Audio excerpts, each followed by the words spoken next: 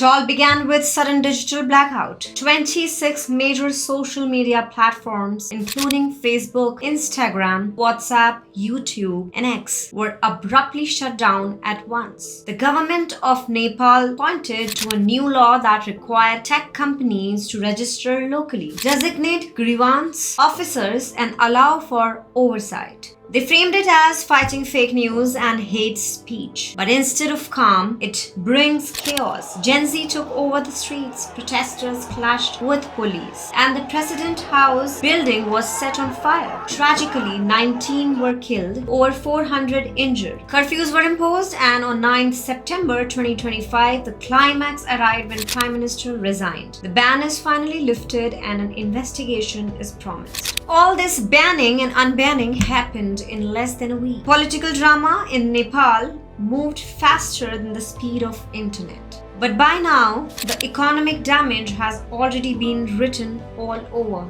Nepal. First, let's start with businesses. More than 200,000 micro-entrepreneurs in Nepal rely on Facebook and Instagram for marketing and WhatsApp for closing sales. E-commerce in Nepal was a $300 million business last year and growing 25% per year. After the ban, all that growth just hit the wall. Now let's talk about remittances. Almost 27% of Nepal's GDP comprises money sent back by workers overseas. That's $10.3 billion a year. To put that into perspective, in India, remittances only account for 3% of GDP. For Nepal, if that goes away, the economy suffocates. And how do these workers connect to families? WhatsApp, Viber, Messenger, all banned.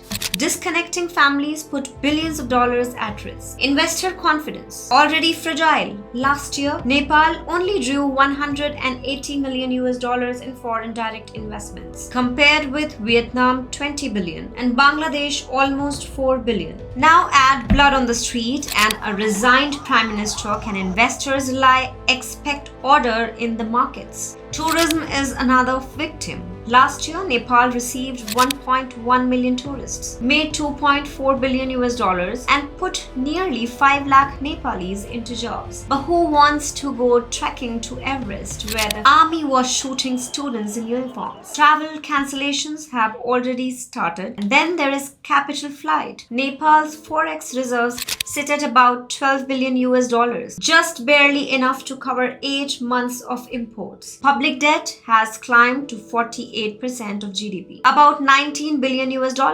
If the instability does not end here, the reserves will diminish, the cost of borrowing will increase, and Nepal will potentially experience another balance of payments crisis. This is where politics and economics are intertwined. The youth demand accountability and not just connectivity.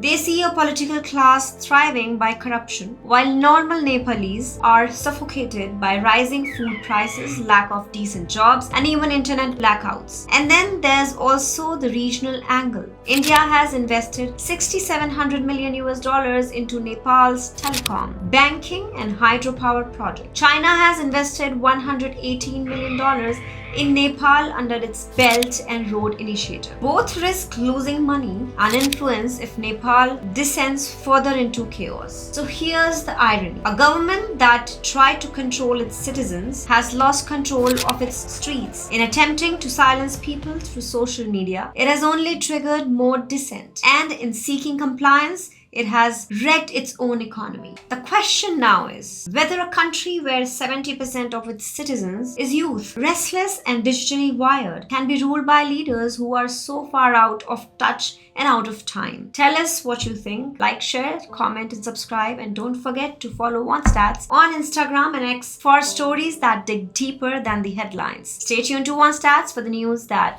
matters.